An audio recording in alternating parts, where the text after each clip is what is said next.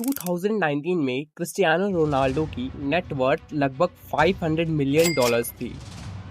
इतना पैसा कि 99% लोग पूरी जिंदगी में इमेजिन भी नहीं कर सकते। लेकिन सिर्फ कुछ सालों बाद उसकी वेल्थ $1 बिलियन के पास पहुंच गई। सवाल ये है, जब ज्यादातर एथलीट्स रिटायरमेंट के करीब आकर पैसे खोने शुरू कर देते हैं, तब रोनाल्डो की वेल्थ डबल कैसे हो गई? क्या ये फुटबॉल था, कोई सीक्रेट इन्वेस्टमेंट, या फिर एक ऐसी मनी मशीन जिसे दुनिया रोज देखती है लेकिन समझती नहीं? आज हम रोनाल्डो के 500 मिलियन से $1 बिलियन तक के सफर को डिकोड करेंगे। 500 मिलियन डॉलर्स। अक्सर जब लोग ये नंबर सुनते हैं तो उन्हें लगता है कि गेम खत्म हो गया, अब और कितने पैसे कमाओगे। लेकिन अमीर लोग अलग तरह से सोचते हैं। उनका पैसा कमाना नहीं होता, उनका गोल होता है एसेट बनाना। और रोनाल्डो ये बात बहुत पहले ही समझ गया था। 2019 तक उसके पास लग्जरी कार्स थी, प्राइवेट जेट्स था, मेंशंस थी।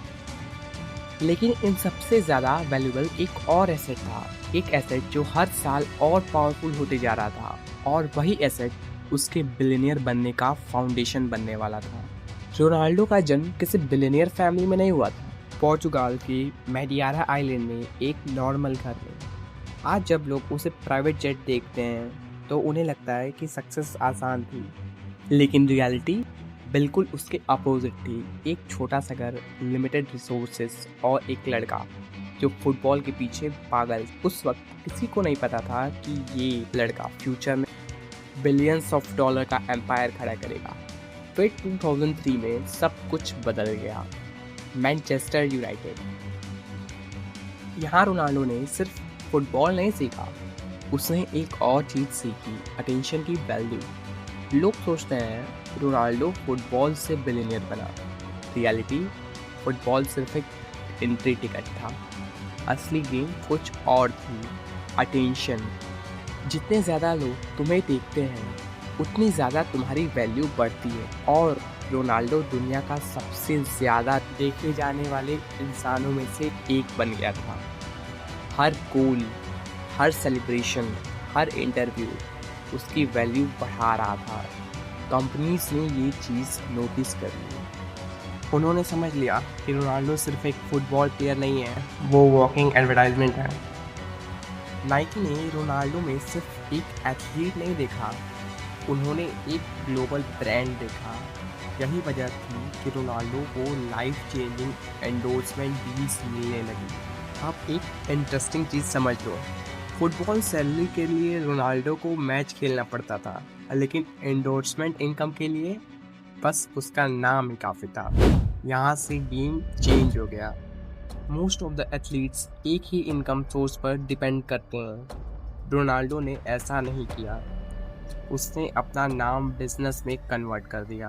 CR7, एक नाम जो फुटबॉल से बाहर भी पैसा कमा सकता था।